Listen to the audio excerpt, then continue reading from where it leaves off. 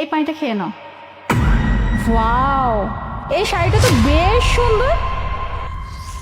এটা একটু পরে দেখেন, আর যা লেখা আছে তাই করুন।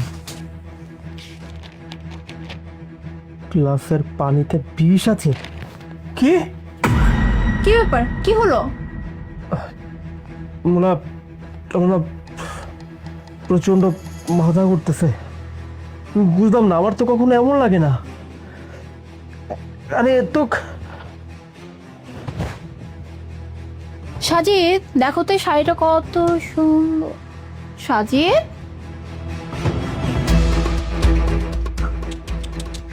ইস, মাই পোর হাজব্যান্ড, আমি কি শাড়ি চয়েস করলাম সেটা তুমি দেখলেও না।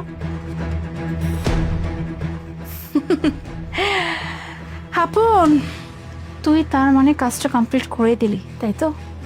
ম্যাডাম, স্যারের তো কাম সরেয়া, স্যার গেছে গা। এখন ওই তো কইছিলেন টাকা, ওইটা যদি দিয়ে দিতেন। অফকোর্স, তোর সাথে যেহেতু আমার একটা ডিল হয়েছে আর তুই সেই ডিল কমপ্লিট করছিস, তা আমি তো তোকে অবশ্যই পে করবো। কিন্তু ম্যাডাম, আমার তো ওই 30,000 টাকা দিয়ে হইব না, আমার 10 লাখ টাকা লাগবে। কি কি কি 10 লাখ টাকা? তোর বাপের জন্মে তুই 10 লাখ টাকা চোখে দেখছিস যে তুই 10 লাখ টাকা দাবি করতেছিস? তোর সাথে কথা হয়েছিল 30,000 টাকা, সো তুই 30,000 টাকাই পাবি, এর থেকে 1 টাকাও বেশি পাবি না। ম্যাডাম, আমি কি জানতাম যে এই কাম এত রিক্সের হইব? তাহলে তো আমি তখনই আপনারা কইতাম যে আমার 10 লাখ টাকা লাগবে, নাহলে আমি এই কাম করতে পারবো না। আর আপনার টাকা দিতে পারতেছে গে, আপনার স্বামী তো মরছে, হ্যাঁ মরণের পরে যেগুলো রেখে গেছে এইগুলো তো সব আপনিই ভোগ করবেন। আর আপনি যদি আমার টাকা না দেন, আমি কিন্তু পুলিশে কইয়া দেবো, আমিও ফাঁসবো আপনারও ফাঁসাবো। আচ্ছা আচ্ছা, ঠিক আছে, আমি তোকে 10 লাখ টাকাই দিব।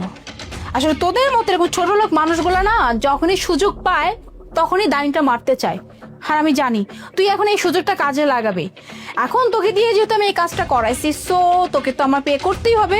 আচ্ছা ঠিক আছে, পেয়ে যাবি 10 লাখ টাকা। আচ্ছা ম্যাডাম, আপনার একটা কথা জিগাই, মন খারাপ করেন না। আপনি কি কারো লাগে প্রেম করেন? আচ্ছা, মানে ওকে আমি কেন মেরেছি, মানে তোর স্যারকে, সেটা তুই জানতে চাচ্ছিস? অবশ্য ও তো মরেই গেছে, তাহলে তোকে আমি বলেই দিই, এখন তার কোনো প্রবলেম নেই। শোন, আসলে ব্যাপারটা হয়েছে কি, আমার ফ্যামিলির থেকে ওর সাথে আমাকে বিয়ে দিচ্ছে। আমি ওকে বিয়ে করতে চাইনি, আমি ভালোবাসতাম অন্য কাউকে, বাট আনফর্চুনেটলি সে মানুষটা জুয়া খেলতো, কাজ বাজ কিছু করতো না।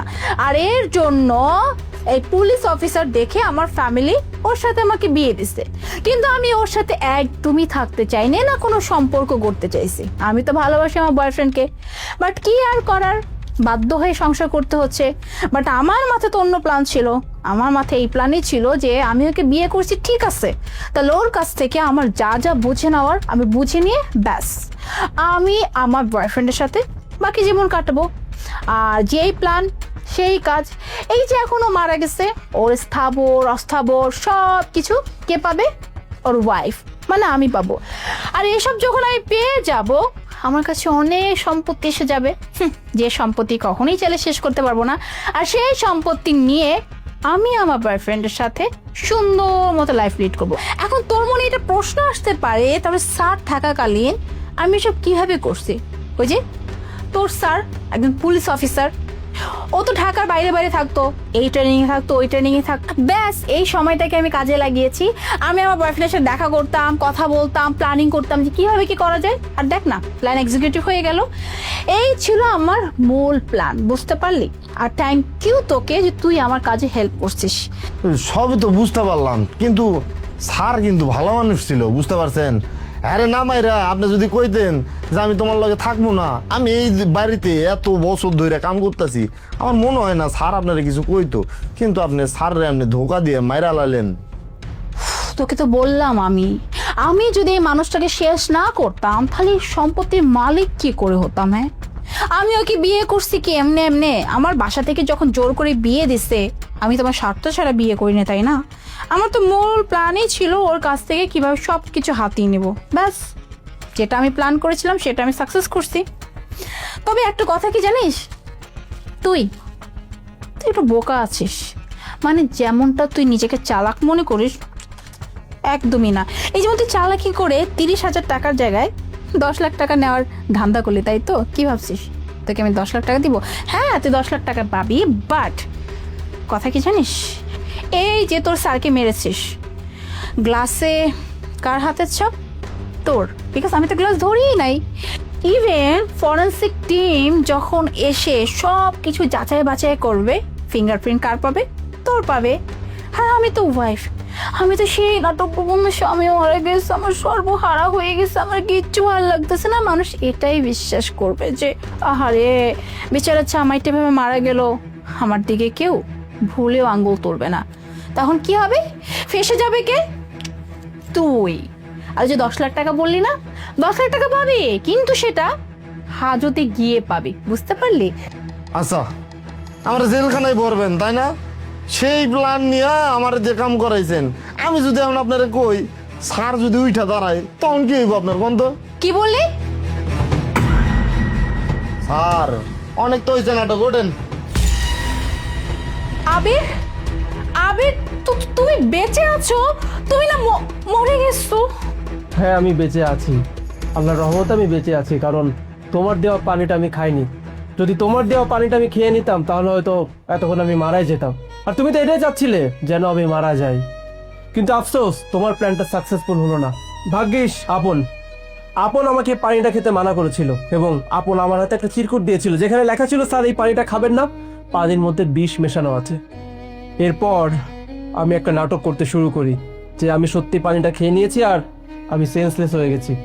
এরপর থেকে আমি দেখছিলাম তোমার আসল রূপ কাকে বলে আস্তে আস্তে বের হয়ে আসছিল। এগুলোই করো তুমি তাহলে, না?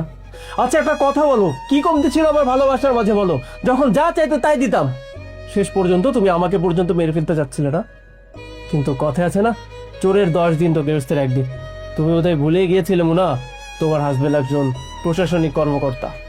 আমি চাইলে এখন তোমার কি অবস্থা করতে পারি ইউ হ্যাভ নো আইডিয়া, কিন্তু আমি সেটা করব না। কারণ আর যাই হোক, আমার একটা মান সম্মান আছে, আমি চাইলে আমার মান সম্মান এভাবে নষ্ট হোক। তাই আমার হাতে পর্যাপ্ত সুযোগ থাকার পরেও আমি তোমাকে জেলের ভাত খাওয়াচ্ছি না। এই মুহূর্তে আমার বাসা থেকে তুমি চলে যাবে, আর একটাও কথা বলার চেষ্টা করবে না কেউ। স্যার আমার যেন আবার আপনি ভুল বুঝেন না, আমি কিন্তু আপনার বাঁচাইছি, আর ম্যাডামের কথাই আমি এরকমটা করছিলাম। আমি আপনার নুন খাইছি, আপনার লগে কি হারামি করতে পারবো কন? আপন, তোকে যত ধন্যবাদ দিব ততই কম হয়ে যাবে। আজকে শুধুমাত্র তোর জন্য আমি এখনো বেঁচে আছি। তুই যা, কাজ কর। আচ্ছা স্যার।